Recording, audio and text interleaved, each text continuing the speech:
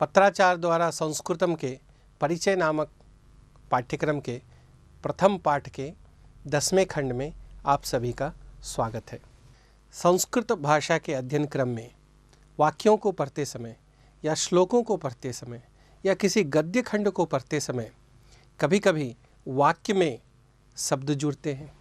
शब्द जुड़ने के क्रम में कभी कभी दो अक्षर भी जुड़ते हैं। यह जो जुड़ने का क्रम है इसे हम दो वर्णों के जुड़ने के क्रम को हम संधि भी कहते हैं। और इस प्रत्येक पाठ के 10वें खंड में हम इस विषय का अध्ययन करेंगे और इस विषय में हम थोड़ा विस्तार से जानने का प्रयत्न करेंगे। यहाँ एक शब्द है संयोगः और यहाँ संधि ही। इसमें और इसमें क्या भेद है यह हम समझेंगे। पहले हमें यह समझ लेना चाहिए, यहाँ फलम अस्ति, यहाँ प्रथम शब्द का अंतिम अक्षर म है और यहाँ द्वितीय शब्द का आरंभ अक्षर अ है। और यहाँ म और अ यह जुड़ा है और इस जुड़ने के क्रम में, इस संयोग के क्रम में म और अ जुड़ने पर इस तरह का म ऐसा अक्षर होता है। फलम अस्ति ऐसा हम लिखते हैं। यह केवल दो वर्णों का संयोग मात्र है, लेकिन संधि में हम देखेंगे कि यहाँ केवल दो वर्णों का संयोग मात्र नहीं होता है। जैसे यहाँ अत्र यह शब्द है, दूसरा शब्द है एव। अत्र शब्द के अंत में जो अकार है और एव शब्द का जो पहला अक्षर ए है, यहाँ अ और ए इन दोनों वर्णों के मिलने के क्रम में एक नया वर्ण ऐ ऐसा होता है और इस वर्ण का प्रतीक मात्रा इस तरह होता है, इसलिए यहाँ पर अत्रैव।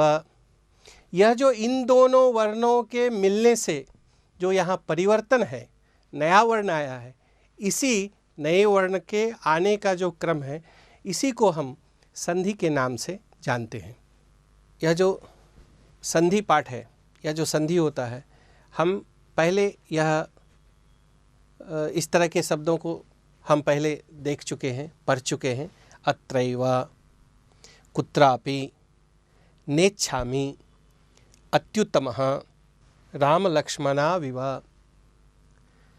यहाँ इन शब्दों को देखने से हमारे मन में सहज जिज्ञासा उत्पन्न होती है। ये कौन से शब्द हैं, किस तरह के शब्द हैं, क्या शब्दों का मिश्रण है। यहाँ हम देखते हैं अत्र एव, ये इन दो शब्दों से मिलकर यह शब्द बना है।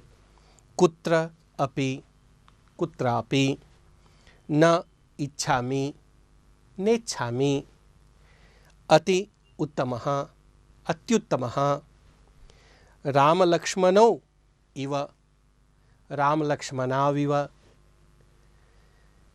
यहाँ हम देखेंगे कि यहाँ अत्र, यहाँ भी त र ये दो अक्षर हैं और फिर यहाँ स्वर है अ और ए। इन दोनों वर्णों के मिलने से यहाँ ए हुआ है। अ इन दोनों वर्णों के मिलने से यहाँ आ हुआ है। यहाँ इन दोनों वर्णों के मिलने से ए हुआ है। यहाँ इन दोनों वर्णों के मिलने से आव हुआ है। तो इस प्रकार इन दो वर्णों के मिलने से एक तीसरा नया वर्ण यहाँ दिखाई देता है। यह जो तीसरा नया वर्ण है, दो वर्णों के स्थान पर, यह कभी दो वर्णों के स्थान पर होता है, कभी पूर्व वर्णों के स्थान पर होता है, पहले वाले वर्ण के स्थान पर होता है, कभी दोनों वर्णों के स्थान पर होता है। इस तरह का जो भी दोनों वर्णों के स्थान पर एक नया वर्ण दिखता है, यही संधि है। फलम अस्ति में यहाँ पर म और अ, यह जो है इसको केवल मिलाकर लिखने से, म और अ इन दोनों को जोड़ने से यह जो म यहाँ लिखा गया है, यह केवल इन दोनों अक्षरों का मिलन मात्र है, संयोग मात्र है, योग मात्र है।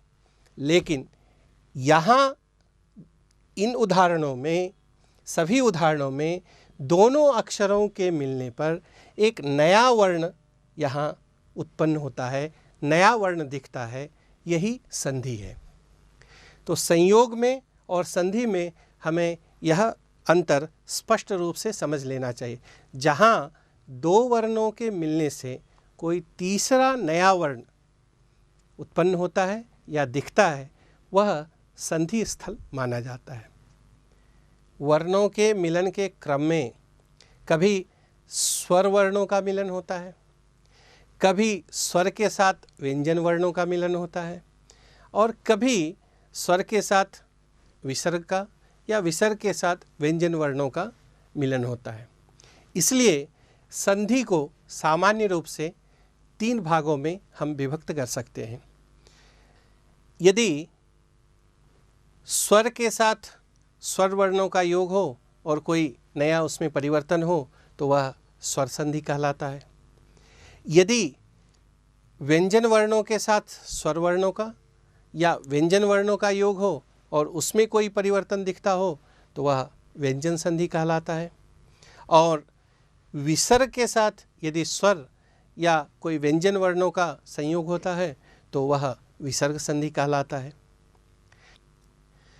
इस प्रकार स्वर संधि भी कई भेदों में विभक्त है, व्यंजन संधि भी कई भेदों में विभक्त है, और विसर्ग संधि भी कई भेदों में विभक्त है। स्वर संधि मूलतः 6 प्रकार के हैं, जैसे सवर्ण दीर्घ संधि, गुण संधि, वृद्धि संधि, यण संधि, यान्त अवान्तादेश संधि, पूर्व रूप संधि। इस तरह प्रत्येक संधि के जो भेद हैं उस संधि को हम क्रमशः आगे के पाठों में हम विस्तार से देखेंगे और समझेंगे।